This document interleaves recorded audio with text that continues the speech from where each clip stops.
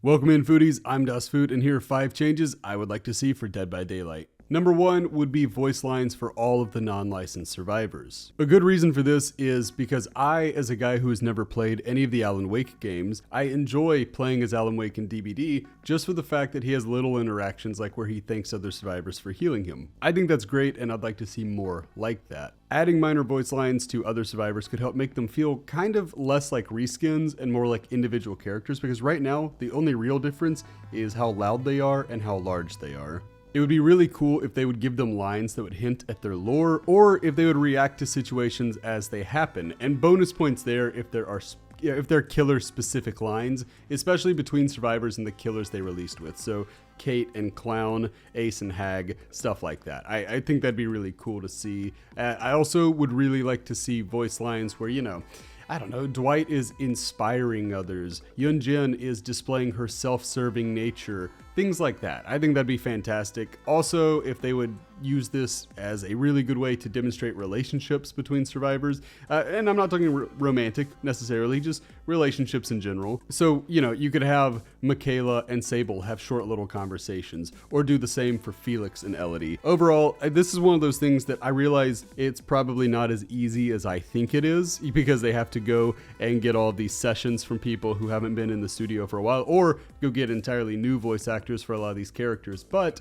because it is such light work in the sense of getting maybe just a few lines for each character, I don't know. I think it'd be really cool to see. And I only hone in on the non-licensed because I know it gets to be a whole new can of worm for the licensed ones. I'd love to see it if it could come for the licensed ones, but I'm trying to be realistic here. Number 2 would be more balance related, and that is no more map offerings. They have been somewhat normalized because of how long they've been in the game, and by that I mean since launch, but map offerings are really busted and should probably be done away with. While rare, Behavior does occasionally retire problematic offerings, like they did with the bouquet offering that affected the moon's brightness.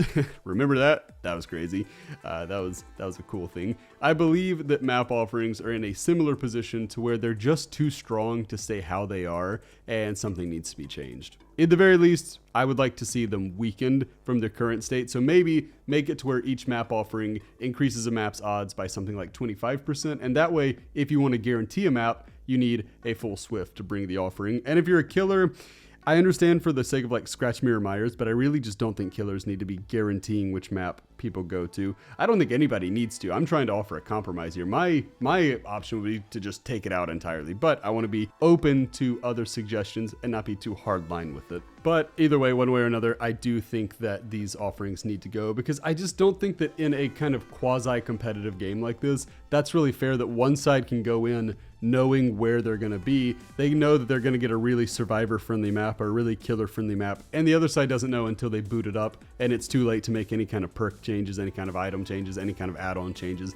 I just don't think that's necessarily good game design, and I would like to see it changed. Next, at number 3, we get stop adding unnecessary back items to cosmetics, which is a very specific one. I realize that, but here's the deal. The art team for Dead by Daylight makes some really cool cosmetics, but there are a few hiccups that have become really regular at this point. We get too many linked sets. Community cosmetics just don't look as good in-game as they do in the mock-ups that people vote for. And most frustratingly for me, there is an unnecessary desire on Behavior's part to add back cosmetics to otherwise great torso pieces. You get backpacks, skateboards, musical instruments, you name it. If it exists, it is probably cluttering a really nice cosmetic as we speak. And look, obviously, this is a small, almost insignificant thing, but I would love for there to at least be an option to toggle off the extra baggage, because I just think they make the cosmetics look so much worse. There are so many cosmetics that I would own or that I would use because maybe I got them from like a tome or something, but I'm just really not a fan of the really just gaudy things they put on their backs. It's a disappointment, because I've had this quite a few times where I see a new cosmetic come out. I'm like, oh, that's great. I might actually buy that one. And I go in to look at it on the character, and I realize when I spin them around, oh no, there's some ugly back piece. So again, not a big thing, but something I would like to see changed. Next, we get to number 4, which is to make Chaos Shuffle mode permanent. And I think at some point I'll probably do a full video on just how much I like Chaos Shuffle, so I'm not going to go into too much detail with this one, but look, I understand that Behavior doesn't want to divide the player base too much. And I generally understand why they can't keep every alternative game mode in the game at the same time. So I'm all right with Lights Out and My Little Oni being timed exclusives. I think they work best that way. But Chaos Shuffle should be different. That's a mode that should be permanent. It's been so nice being able to play DBD lately without having to worry about constantly facing top tier perks. I don't load in just knowing I'm going to face Corrupt Intervention and Pop Goes the Weasel and I mean, you know, what, Pain Resonance. Goodness gracious, there's always Pain Resonance. And then on the Survivor side, you go in as, or I guess on the Killer side, you go in knowing you're going to face survivors that don't necessarily have the best exhaustion perks in the game and windows of opportunity and buckle up and all of these crazy perks. So it's been nice. I mean, it's also been a great way to see people actually get to learn about perks that they never use. So overall, really good for the health of the game. And from my experience, it feels great on both sides,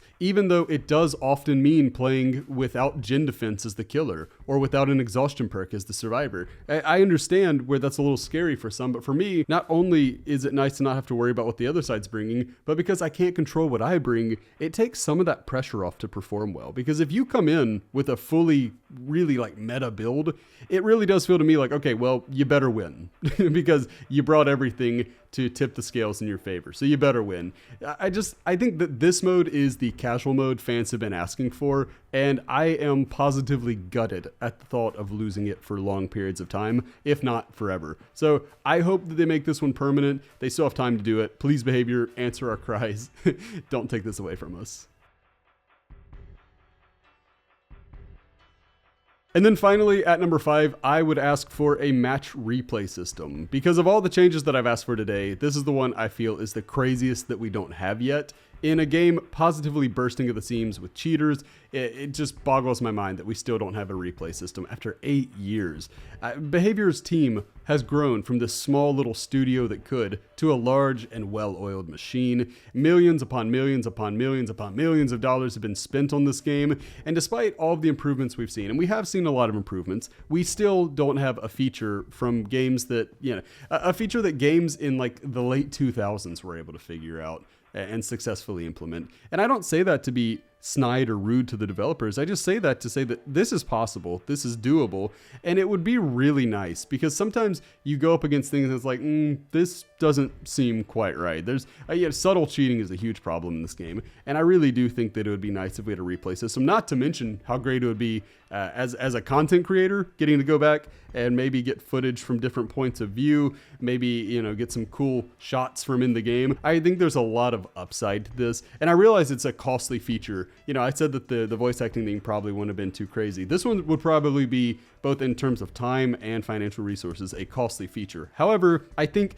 you have to invest in the game if you want people to keep investing in it with their time. So this would be a really good one to see. And at the end of the day, I love Dead by Daylight and I want what's best for it. And that's why I recommend these changes. But of course, I am one of many players. So if you have changes you would like to see or you have thoughts about the changes that I have recommended, please do let me know down below. I am always eager to hear what you got to say. Thank you so much for tuning in. Please do make sure you like the video if you liked it. If you didn't like it, I guess like it twice. That'll show me. But yeah, anyway, thanks for watching and I will see you in the next video. I've been Das Food. Bye, friends. I've been dreaming on in my head like I've seen it. A life worth living is a life with meaning. I'll do what I love till my heart stops beating. I'm feeding this demon. Got a taste, can't erase bitterness.